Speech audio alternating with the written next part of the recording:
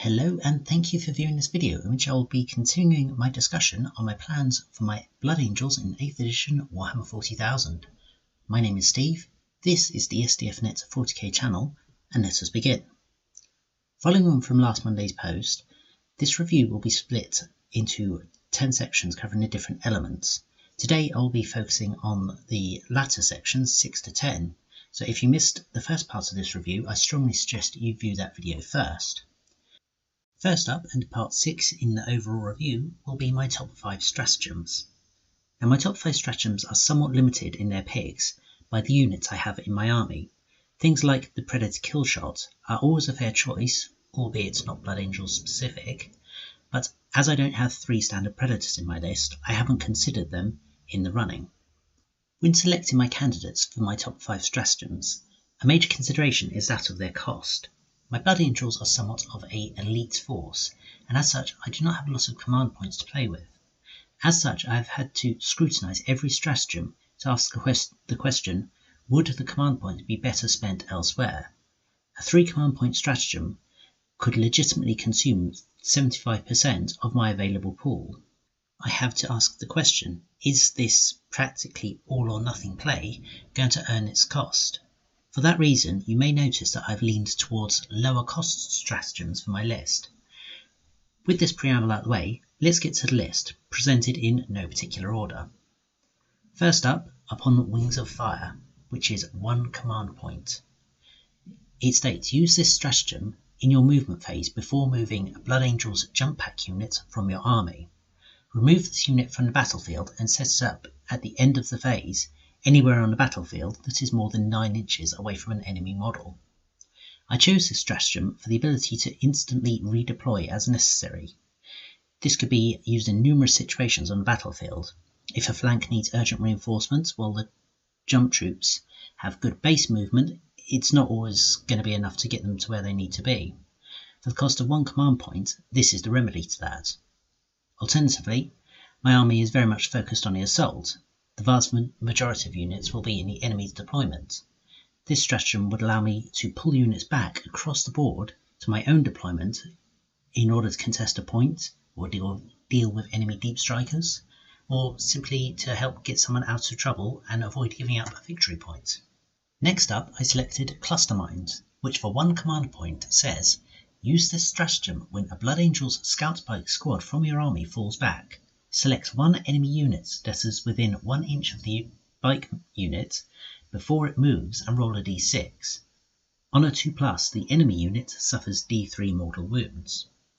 While this stratagem made my list specifically because I have a lot of scout bikers in my army, they were included at the time of their purchase because they weren't available to Dark Angels, and I thought that they had potential on the battlefield, rather than being chosen specifically as a Blood Angel thing, I mean. Anyway, this nevertheless is a worthwhile addition to my top 5. The Scout Bikers are fast, they can lay down some decent shooting, and like any Blood Angel, aren't a slouch in close combat. They do not excel in close quarters though. I chose this stratagem as a kind of gotcha play. If my opponent pins down my bikes in combat, they're going to want to get out of there ASAP. By falling back, they of course give up their shooting, but this gives them somewhat of a sting in their tail as they go, and for 1 command point, worth having in my arsenal. Next up, I also chose Death Visions of Sanguinius, which for 1 command point says use this stratagem when mustering your army. Select a Blood Angels captain, chaplain, or lieutenant for your army, other than Primaris models and named characters. That model gains the Death Company keyword and Black Rage ability for the duration of the battle. This stratagem I see being used in Death Company army builds.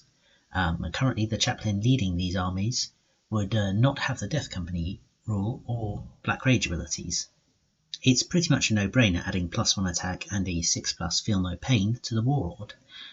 If I was planning on doing this, it would also affect my Warlord trait selection, allowing me to either buff the Feel No Pain to a 5+, or unlock something like Soul Warden, which would give me some psychic denial. My 4th pick was Forlorn Fury, which for 2 command points says Use this stratagem at the start of the first battle round, but before the first turn has begun. You can immediately move one of your Death Company infantry units, and you can even advance as if it were your movement phase. You can only use this stratagem once. This would be an extremely useful stratagem in lower point games, where I may not be able to afford a transport, or as a workaround to the 50% of your army on the table rule for a deep strike focused army. Instead of putting my Death Company in deep strike, I would be able to deploy them on the table, thus freeing up that reserve slot for someone else. With what, in effect, would be a 24-inch first turn move, I would almost certainly be in a better position for a first turn charge than having deep struck, as I would be limited on where I could deploy, and I could not be closer than 9 inches with the deep strike charge. This increasing, of course, the possibility of success. The fifth stratagem I chose was Behold the Golden Host, which is 1 command point, and says use this stratagem immediately after a Blood Angels unit in your army with the Death Mask ability is set up on the battlefield. Until the start of your next turn, the range of that Death Mask ability is increased to 12 inches. To be used in conjunction with a combined shock and awe assault, this stratagem is fantastic value for cost. The positioning is key, but I foresee this being cast on a squad of Sanguinary Guard, as I'm not entirely sure who else can take it. It doesn't matter anyway, I would be looking for the footprint you would get from that squad, who will be deployed in the centre of the enemy line, and they can extend their -1 leadership debuff from 3 inches to a massive 12 inches. This is a key component in sustaining the momentum of a Blood Angels assault. The faction can be devastating on the charge, but lose a lot of potency in a protracted engagement. Applying morale debuffs where you can get them to help dwindle the enemy and get the units moving again is vital. The ability to reach out from a deliberately spaced footprint of a 5-man squad will cover a huge area of enemy. And now time for just 3 honourable mentions. First up, Lucifer Pattern Engines, which for 1 command point says use this stratagem before advancing with a Blood Angels vehicle other than Dreadnought or vehicle that can fly from your army. Increase its movement characteristic by 6 inches or d6 plus 6 inches if it's a Baal Predator until the end of the phase. Do not roll the dice. I included this stratagem with the Baal Predators in mind, equipped with flame weapons. I tend to field my Baal Predators with the assault cannon loadout because in previous editions the flame variant was basically a melee tank because of the range and firing arcs of flamers. This melee is not somewhere a tank really wanted to be in 7th edition. With all weapons firing from any point on the hull, and being in melee not being the instant death sentence for armour that it once was, the flamer variant has potential.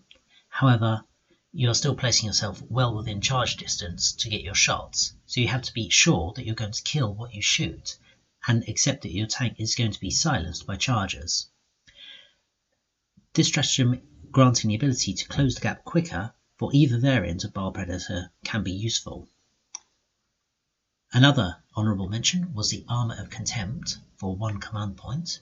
It says use this stratagem when a Blood Angels vehicle from your army suffers a mortal wound. Roll a d6 for that mortal wound, and for each other mortal wound inflicted on this model for the rest of the phase. On a 5+, that wound is ignored. For someone who loves Blood Angels Dreadnoughts as much as I, the ability to keep them on the table for longer is always welcome. This didn't make my top 5 list because there were simply things that I thought would be more useful. However, were it a top 6 list, this would almost be certainly present on it. The third and final honourable mention is Honour of the Chapter, which is a massive 3 command points. It says use this stratagem at the end of any fight phase. Select a Blood Angels infantry or bike unit from your army. That unit can immediately fight for a second time. Continuing my sentiments, the Blood Angels don't want to get bogged down in ongoing combat. They want to strike hard and fast and move on. This stratagem grants the ability that could be used against either a horde that has got your Death Company bogged down, for example, or against something big and nasty that you don't want to give a chance to fall back or otherwise take any action. If you didn't kill the big bad first time, basically try again. The reason this didn't make my top 5 list, despite how obviously good it is due to the high command points cost. In a pure Blood Angels army, I'm simply not going to have enough command points to throw around to afford this kind of stratagem. Next up on the agenda is a look at the Sanguinary Psychic Discipline. The first power in this discipline is Quickening and has a warp charge of 7. It says if manifested, you can add 3 to the advance and charge rolls you make for the Psyker and make D3 additional attacks with them in the fight phase until the start of your next psychic phase. This spell is the first of 2 abilities that I regularly take with my Librarian Dreadnoughts. Its comparatively high casting requirement can make it a bit unreliable, but the effects of a highly probable charge dealing 6 or up to 6 strength 10 minus 4 AP 3 damage attacks that hit on a 2+ and wound anything on a 3+ really can't be ignored. This is also probably great on Mephiston, but whilst I own a model, I've never actually fielded him. The next power is Unleashed Rage, which has a warp charge of 6. It says if manifested, select a friendly Blood Angels unit that is within 12 inches of the Psyker. Until the start of your next psychic phase, add 1 to the attacks characteristic of that unit. In the instances where I'm not looking to have a Super Saiyan Librarian Dreadnought, this is my power of choice. The range on it means it's effective enough to reach along battle lines, adding another, say, 10 attacks to a Death Company's existing 40, assuming it's a 10-man squad of chainswords, of course, means they will cut swathes through hordes with waves of attacks, and as such surely pose a threat to heavier targets as well. Really, any melee squad could benefit from this, so it's an excellent power in my books. The next power is Shield of Sanguinius, which is a warp charge 6. It says if manifested, select a friendly Blood Angels unit that is within 12 inches of the Psyker. Until the next psychic phase, that unit has a 5 invulnerable save. This spell has a reasonable range, assuming the Librarian casting it is in the thick of it, as he should be.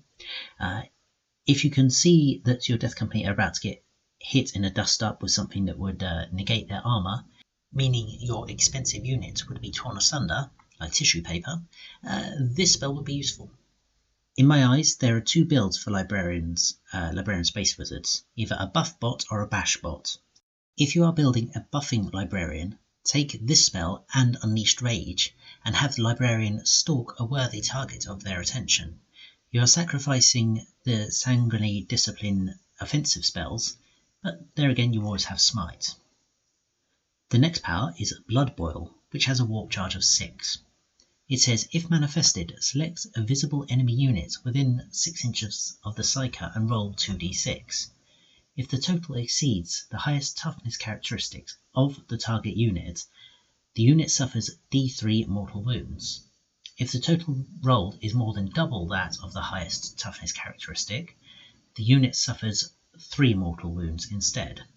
For how I use my Blood Angels magickas, I probably wouldn't normally use this spell. At warp charge 6 it's reasonably easy to cast, but to be honest I feel you'd be more effective using other spells. I don't rate the range of this ability either.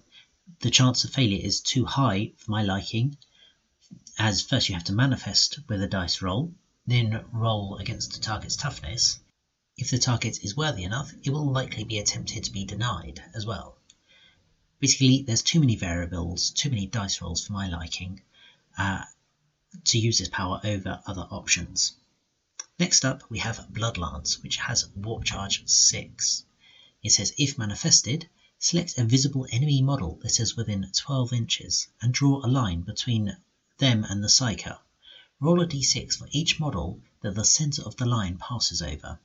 For each roll of a 5+, that model's unit suffers a mortal wound. Unfortunately, I rate this spell even less than Blood Boil.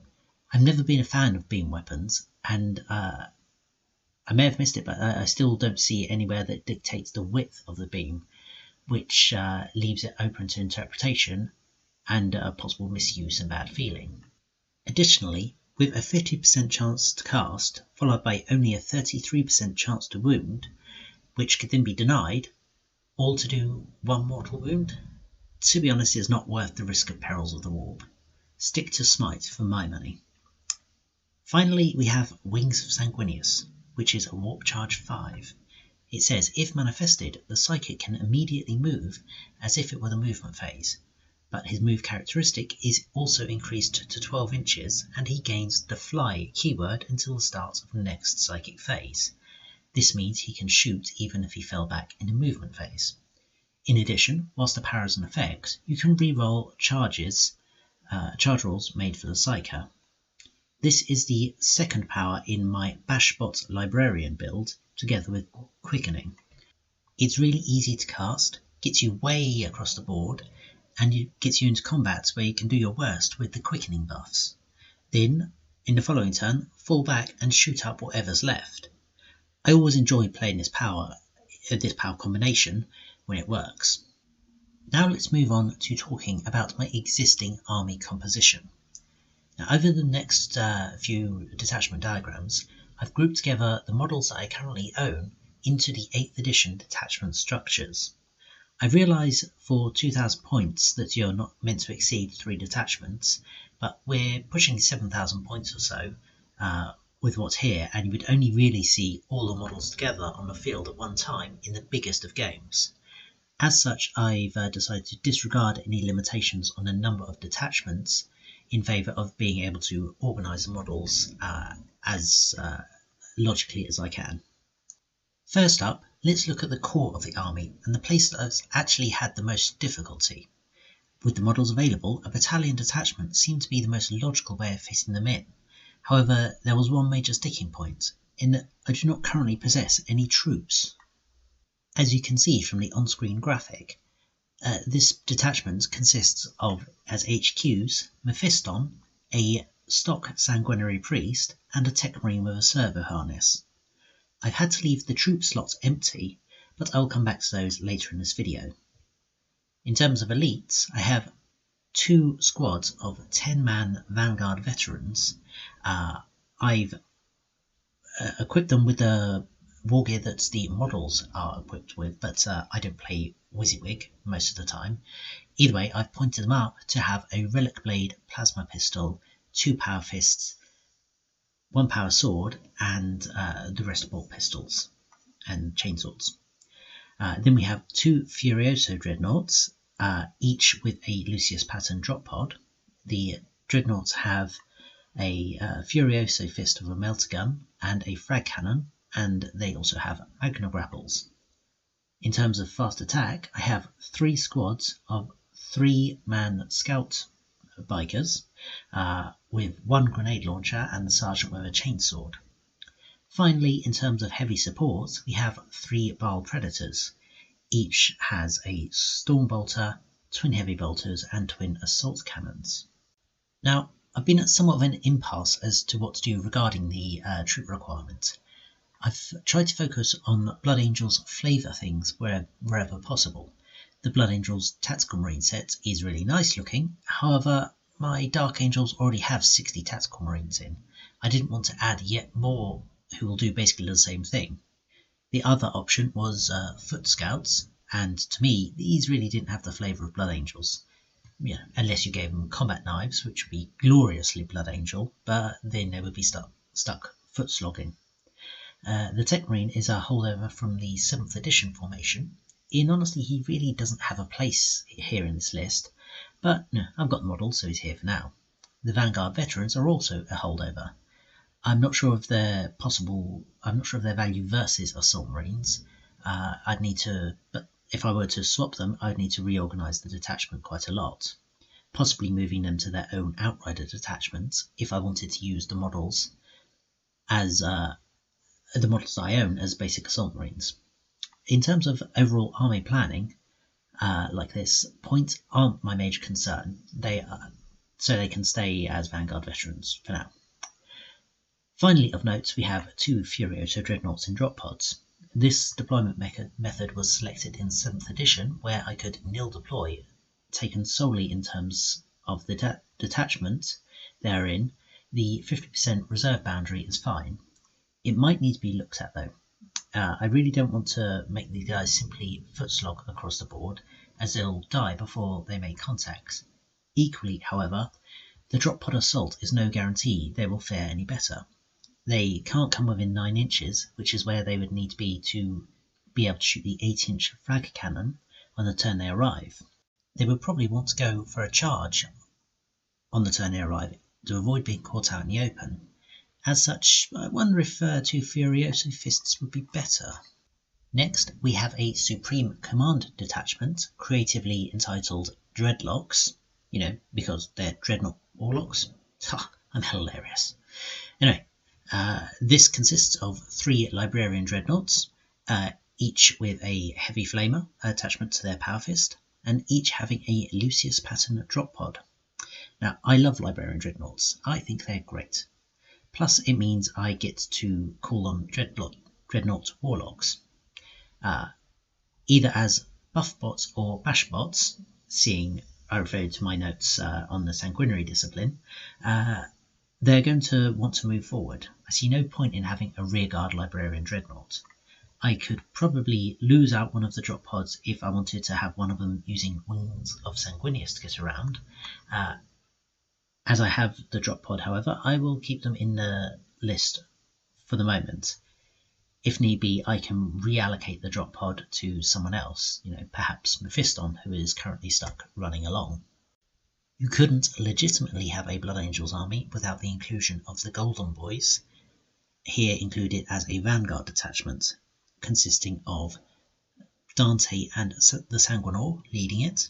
We then have 2 squads of Sanguinary Guard. One is a 5-man squad with 3 swords, 2 axes and death masks.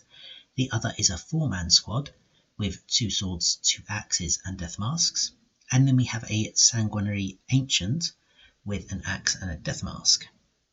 Now, to be honest, there's not too much to say about this detachment, other than that the Sanguinary Guard fell foul of Games Workshop's breaking off character models from squads, essentially killing the idea of a command squad. Never mind, it just means that I've got 2 uneven squads currently, and I'm generally not happy with 5-man squads because they get wiped out too easily for my liking. Last time I fielded Sanguinary Guard, for instance, I lost 4 of the 5 guardsmen to Overwatch rolling 1s for their saves. It would be hilarious if it weren't so tragic. Next, we have my Terminator contingent, in the form of a Vanguard detachment. This is led by a Librarian Terminator with a Force Staff and Stormbolter. We then have a squad of Assault Terminators, 6-man with Lightning Claws. Then 2 more Assault Terminator squads armed with Thunderhammer and Storm Shields. We then have a 5-man Standard Terminator squad with Assault Cannon and 1 Chain Fist, and a 2nd Terminator squad just with a Heavy Flamer upgrade. And finally we have a Terminator Ancient with a Thunderhammer. So I have a lot of Terminators, which is unfortunate because they suck in the current rules. But I don't mind. I've never really been one to play competitively, and the models are so cool. So I like my models especially, as I have a set of the Space Hulk Terminators mixed in with the standard Blood Angel Assault Terminators. And those sculpts are absolutely amazing. I've had to rearrange the models a little bit to account for the Terminator with the banner being pulled out of his squad. As such, the model that I was using as the captain has now been demoted to a squad leader, meaning I will need to obtain a new captain. I would really like a Terminator chaplain to augment this force also, but I will have to allocate him to another detachment, as I cannot have 3 HQs in a single Vanguard detachment. Finally, we will talk about my favourite part of my Blood Angels army, the Death Company, here fielded in a Vanguard detachment. Leading the detachment, we have a Death Company chaplain, who, were he the HQ, would be given the relic Angel's Wing. I refer you to part 1 of this video series for my thoughts on that relic. Also, we have Lamates. We then have 3 10-man Death Company squads, all armed with jump packs. Again, as with the Vanguard veterans, I've listed their war gear as I modelled them, but this is subject to change.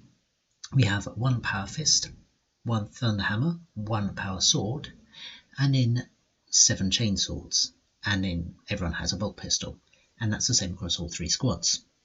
We then have 2 Death Company dreadnoughts, each with a Lucius pattern drop pod. The dreadnoughts have blood talons, heavy flamer, melter gun, and magna grapple.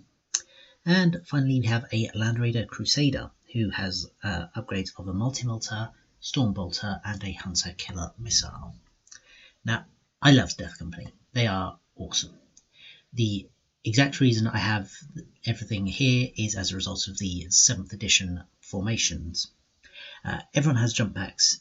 Even so, I used to fill the Land Raider up as best I could, as there was a rule whereby I could move the Land Raider up. I forget how far, I think maybe like 12 inches. Anyway, my plan in 7th was to drive forward turn 1, disembark the passengers, and then charge them turn 1. And if there was no one to charge, well, inside a Land Raider was one of the preferable places to be in order to weather the enemy shooting phase and be in position for a turn 2 charge. That tactic obviously no longer exists, but I can achieve the same result, minus the Land Raider, with the Forlorn Fury stratagem. If I really wanted a Land Raider up in my opponent's grill for some reason, I could also pop the Lucifer pattern engines stratagem on the Land Raider. Regarding the drop pods, I would refer you to my comments previously about not wanting to footslog my precious Death Company dreadnoughts across the table. People are scared of them, and they will get destroyed without a delivery system. I could opt for a Storm Raven. That would even be fluffy, as these were obviously originally a Blood Angels and Grey Knights only flyer. It would be a good solution, and certainly more useful than the drop pods, which would only come in and then become obstacles and free kill points once the dreadnoughts are deployed. But the Storm Raven is a huge model, and I've no idea how I would store it, basically. It's bigger than any storage foam I have, and I suspect wouldn't fare very well just kind of kept in a box. The penultimate section of this video series is my expansion plans. So now we've had a look at what I own, and how I believe it fits best into the 8th edition detachment structures, let's now have a look at filling in some of those gaps and possibly expanding the force with some new toys. First up, let's look at the core battalion detachment and the quandary of those 3 empty troop slots. If you hadn't worked out that this was my solution to my troop requirement problem by my previous narration, I'd be surprised. In my opinion, the inclusion of Primaris Marines is entirely legitimate in a Blood Angels army. The fluff for it, as I covered in part 1 of this review series, doesn't feel like it's just been shoehorned in. Using Primaris Intercessors as the troop requirement is beneficial in a number of ways. Firstly, whilst I'm only fielding 3 5-man squads, that's the same wound pool as a full tactical squad, and double that with a better save of a scout squad. They also have the longer range bolters, which means they're able to hang out further back of the standard 24-inch shooting range and provide fire support and or hold objectives as troops and still be able to reach out a good distance to contribute to the fight. Finally, 3 5-man squads stops the army feel like it's being overwhelmed with normal, slow and shooty units that I don't feel fits the Blood Angels rapidity that I was looking for. As 5-man squads, they can be seen as a token gesture to fill the detachment requirement, but they have the wound pool and firepower to actually be useful. The final addition to mention is that of a 5-man Reaver squad. In honesty, I could have gone for a 10-man without sacrificing the theme of the army, but I only have 5 models, so that's how many the squad is getting. I included these as they are a close combat element of the Primaris range. I felt they needed to be here because, fightiness. I gave them combat knives. I don't know if this is the best loadout, but I figured they might enjoy stabbing things. I will playtest the army and amend as required. Next up, let's look at the tweaks made to the Golden Boys detachment. Now, there aren't radical changes made here. The addition of one more kit of Sanguinary Guard will allow me to either field one squad of 10, should I wish, as part of the deployment, or 2 squads of 7, which would give me 2 people to get killed and 5 left over to still be an effective force. I stuck to the Angelus bolters for everyone, as I feel this is a good weapon capable of laying down a lot of shots either on offensive or on Overwatch. Now we can look at the expanded Terminators list. A relatively small change to this detachment in the form of the Terminator Captain that I mentioned. The model that I was using is now a squad leader, so I added the new captain. I kept the captain as the Terminator instead of a Primaris in Gravis armour, as I wanted to keep the whole detachment deep strike ready. I didn't want to use one of the Heresy era Terminator plates, as whilst they could be seen as objectively better in some ways, the rule of cool won out. The Terminator Captain model, the standard one, is just a great model, so he got the job. Well done him. The final changes and additions that I made was the addition of an entirely new Supreme Command detachment. Basically, for the purpose of fitting in all of the new Primaris characters that I couldn't really squeeze in anywhere else, and to get me the Terminator Chaplain that I wanted for my Terminator detachment. Everyone here basically comes as the default loadout, so there's not too much to comment on. To be honest, I don't really need any of the Primaris characters for this list. I just have some of them, have some of the models from the Dark Imperium, and would rather use them here than for Dark Angels. It's really as simple as that. So to very quickly go through them, I have a Primaris Captain in Gravis armour, a Primaris Librarian, the Blood Angels Primaris Lieutenant with Power Sword, a Primaris Ancient, and the Terminator Chaplain. And now on to the final section of this video, my final thoughts. Well, in summary, I'm really pleased for Blood Angels players. This codex is legitimately good. Whilst it does favour a certain playstyle, and that may not feel as enthusing if it's not what you were hoping to play, I don't think it's that's the end of the world. If you want to play Blood Angels flavour, like me, that's great. The codex gives you all the tools you need. The dice can always betray you, but they can equally reward you when the stars align. When you get all the charges off, get all the extra attacks, and earn glory for the Emperor in noble melee combat. If you want to play a more combined arms or gunline type army, at the end of the day, you're still Adeptus Astartes. You can do anything any other Adeptus Astartes can do. If you're not going to go on the melee offensive with your army, you can always use some of the stratagems in a defensive way to counter enemy melee rushes. In terms of my army, I don't know how to fit it in. I feel I would like to get some Primaris Interceptors in the list at some point too. Whilst they are shooty, I feel they could still play to the Blood Angels theme, as they are still jump troops and have the mobility with the rest of the army.